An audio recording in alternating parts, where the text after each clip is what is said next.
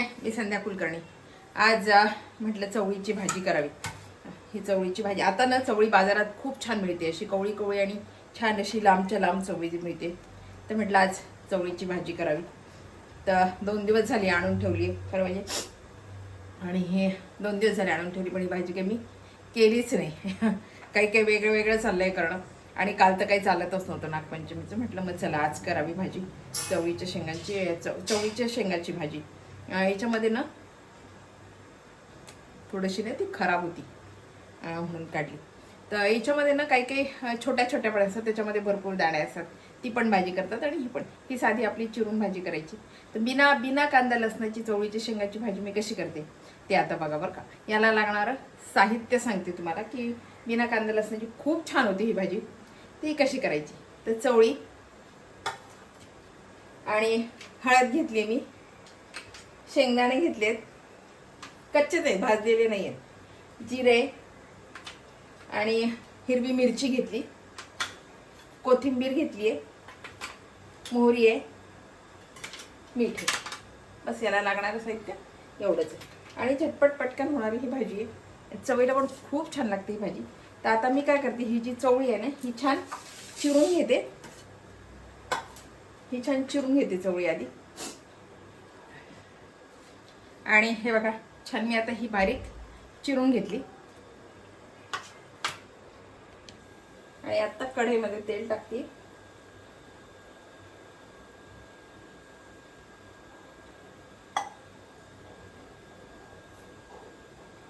मोहरी घातली, आणि बघा मोहरी फुटली। आता लगेच मी हळद घालून दिली, आणि ही जी चवळीची शेंग आहे ही सगळी घालून दिली याच्यामध्ये।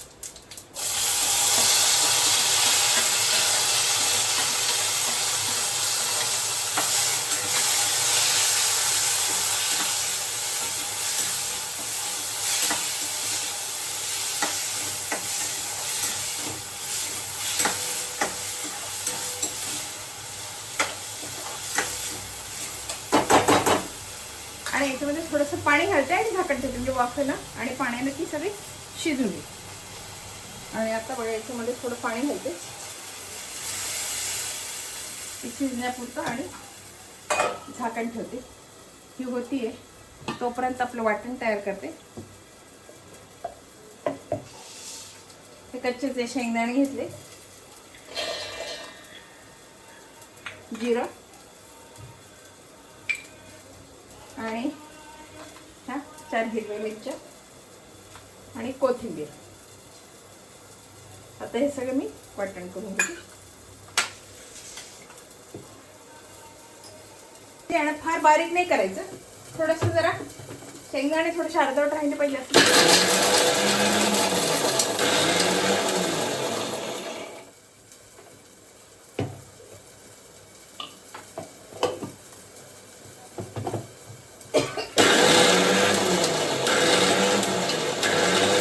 आणि हे बघा फार बारीक नाही फार जाड पण नाही, असं ठेवायचं।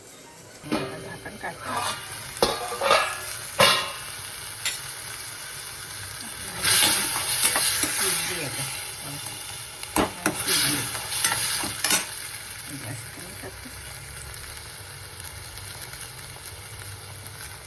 आणि आता हे जे वाटण केलं होतं ना कसं जायचं,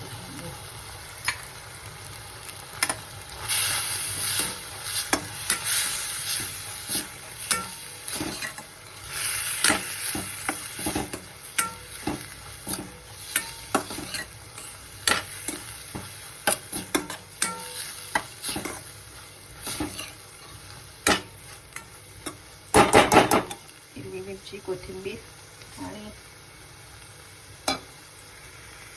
जिरं थोडं घातलं,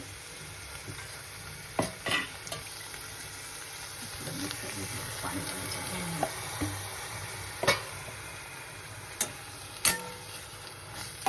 फार कोरडी कोणी फार मध्ये पण नको अशी। याच्यामध्ये थोडं मीठ घातलं, चवीपुरतं मीठ घातलं,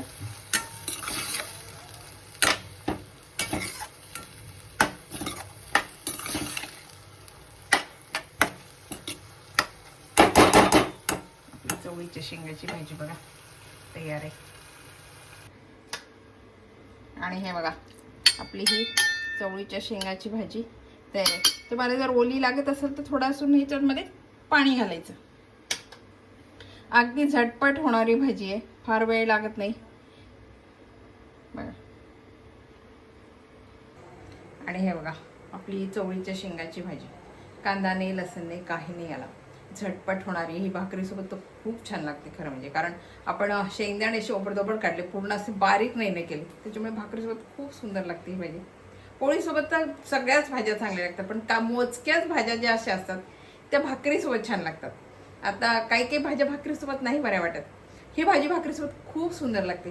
कारण मुळातच ती अशी फार अशी हे नाही केलेली आपण, त्याच्यामुळे छान लागते बघा. बिना कांदा लसणाच्या भाज्या तुम्ही करून बघा एकदा. आपल्याला वाटते बिना कांदा लसणाच्या भाज्या चांगल्या लागणार नाही, पण इतक्या छान लागतात ना बिना कांदा. मसाला नाही, कांदा नाही, लसण नाही, काही नाही, फक्त कोथिंबीर जिरं घातले मी याला आणि हिरवी मिरची. इतकी सुंदर लागते ना ही भाजी, झटपट करणारी, झटपट पटकन. चवळी शिजायला फार वेळ लागत नाही, पटकन शिज. आणि कवळी होती ती, त्याच्यामुळे ती पटकन शिजली बघा. ही रेसिपी तुम्हाला कशी वाटली, आवडली का? आवडली असेल तर लाईक करा, शेअर करा, सबस्क्राईब करा, म्हणजे माझे असे नवीन नवीन व्हिडिओ तुम्हाला बघायला मिळतील. बाय. आणि करून बघा ही भाजी, बिना कांदा लसणाची थोडी करायला काय हरकत आहे, करून बघा, नक्की तुम्हाला आवडेल बरं का. बाय.